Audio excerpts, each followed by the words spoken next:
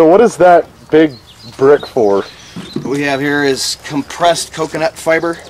It's recycled. Comes from the coconut manufacturing process.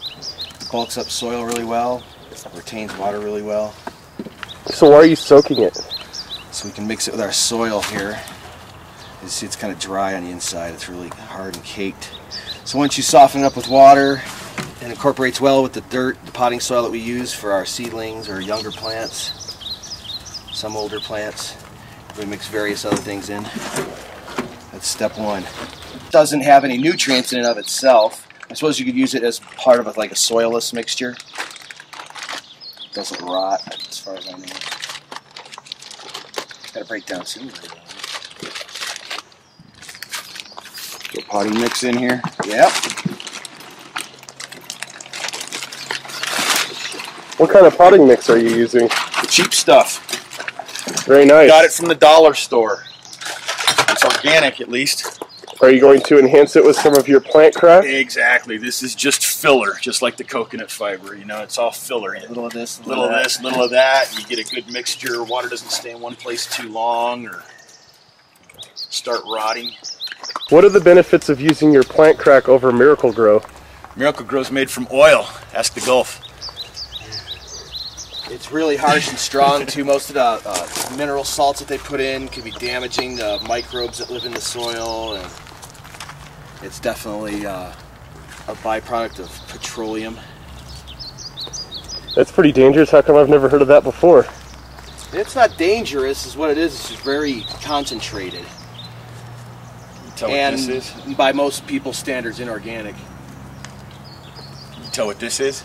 Nope. That's mulch. Ooh, very nice. Compost. How long have you been working to get that the way it is? This is got at least a year or two in it. Mixtures, you know, continually being remixed and remixed and remixed. So why aren't you just reusing what you've already had before instead of throwing most of it into the compost pile and using some of it for your new mixture? Well, the plants have already sucked a lot of the nutrients out of that. They haven't sucked it all out, but they've sucked a lot. It's somewhat depleted. Yeah, somewhat depleted, but it's still got good chunkiness to it. You tell he's mixing in vermiculite. It fluffs it up, gives a lot of air pockets. What is vermiculite? It's expanded mica, actually. Mica is a layered rock that has a lot of moisture in it, and they actually throw it through a kiln and blast it, and it pops like popcorn, believe it or not. That's starting to look good, isn't it? Definitely. Now do we add the crack? Yes, yes. All right, turn the camera off. Alright, so what was with those extra mixtures, secret mixtures you just put in there? Right, that would be the bat guano, seabird, earthworm casting mix there. The vermiculite that we added. That would be the compost component. And naturally the cocoa fiber was already added. And cheap potting soil. And right, bargain basement potting soil. Which is very hit or miss. Sometimes it's good, sometimes not so good, so we just dress it up a lot. A lot. A lot. All right, so this is a mixture that we have here of cheap potting soil we bought from the dollar store, compost, which we've been making for a year to 2 years. It's also got our special addition of bat guano, seabird guano, worm castings, and some other secret ingredients. And then we've also got some coconut coir inside of here.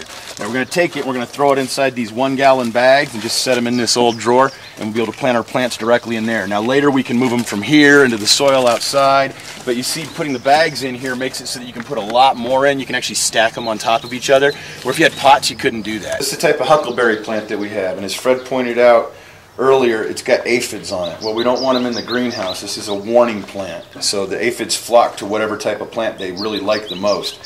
So when this starts getting aphids on it, we know that we might have a problem in the greenhouse itself, and we want to determine whether we're going to put ladybugs on it or just remove the source of the problem. So there's aphids all over it, so we're going to pull it out. And if you look down here at the roots, look at how much it's grown. Just loving the hydroponic system. All right, so here goes our honeysuckle bush here. Detaching it out, awesome root growth. We're going to have to put another tomato plant there because this one's getting a new home.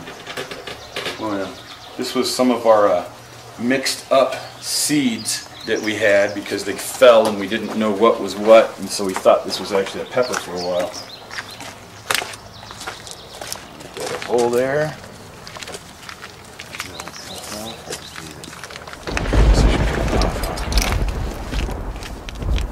Here, hold that for a sec, would you? Let me grab the knife.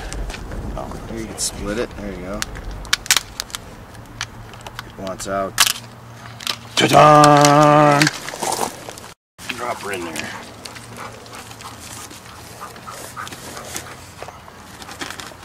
Yeah, that's going to be a really, really, really happy plant in just a couple days. And that one was getting close, but then we got the bottom open so they could always come out the bottoms.